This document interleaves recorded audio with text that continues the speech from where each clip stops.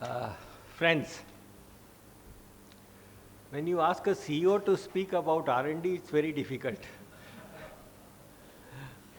Because traditionally, it's always thought that R&D is an investment. लंबे time के लिए कुछ करना पड़ता है भाई. And I think that is the pain of the problem in this country. That's the real issue which we all put under the carpet.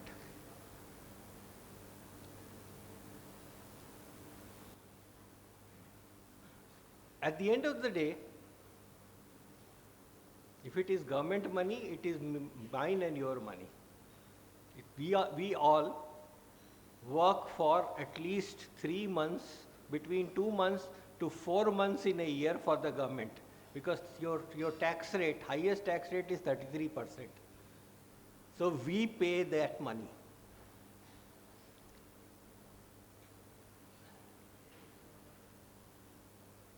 We were created in this country as Tata Power SED, at that time called Tech R&D, in the year of the Lord 1974. A defense R&D, defense and nuclear support R&D was created in a private sector in 1974, just after Pokhran. And the reason we were created was that we were not under sanctions, and Tata Power, being in a regulated power business, had guaranteed rate of return from the government. We were not under any kind of sanctions. First set of sanctions came in 1974.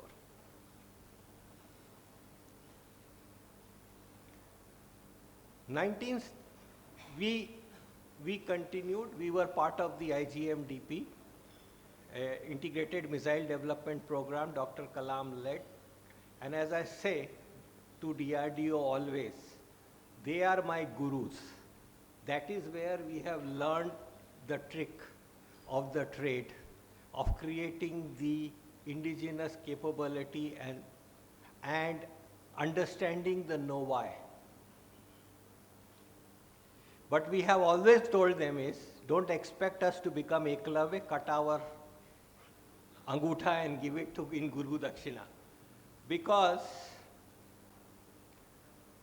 there were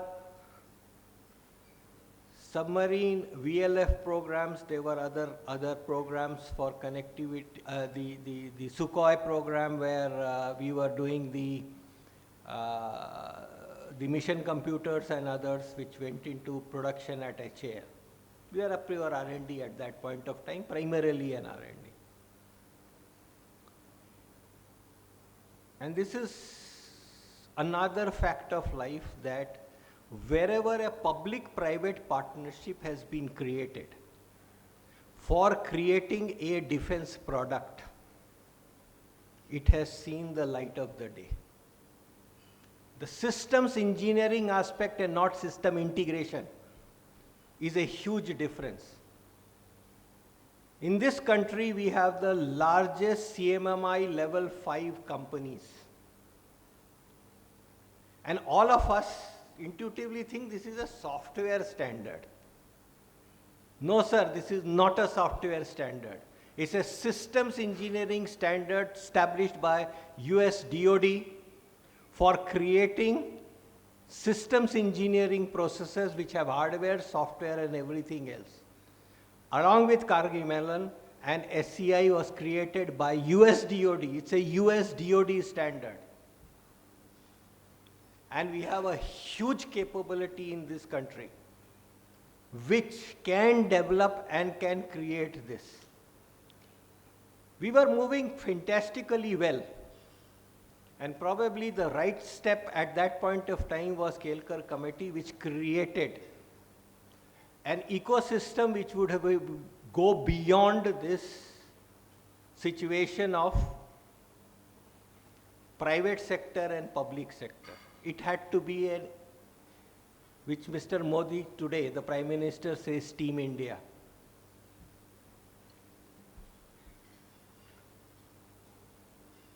Products need to be made. R&D is not about some esoteric capabilities. And in defense, no technology is put into a product which is not proven.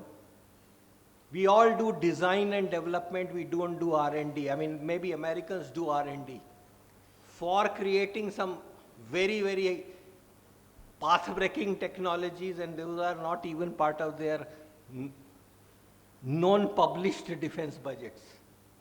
But we all do design and development in.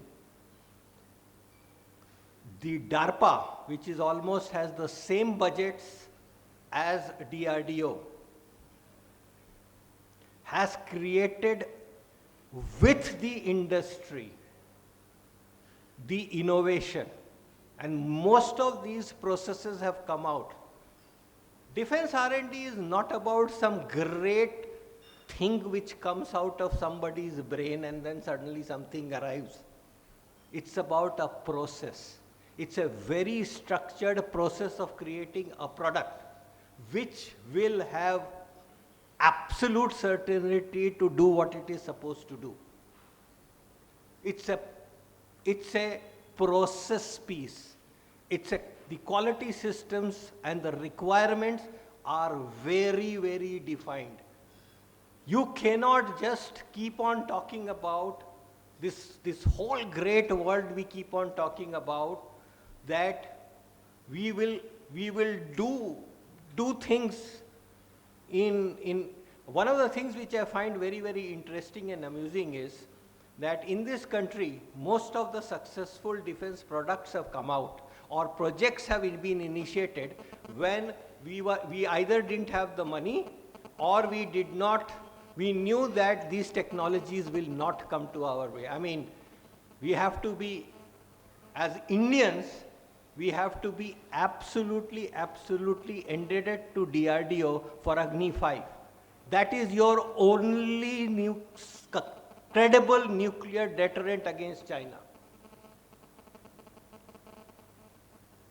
And it's worth the weight in the gold. I mean, the entire budget which we have spent as taxpayers on DRDO for that one project is worth it, because it gives you that strategic deterrent capability. And therefore, as the government, you have to start talking about, and I'm talking about Government of India and this nation per se, you need to start to talk about not as one level playing field, one this, one that. No.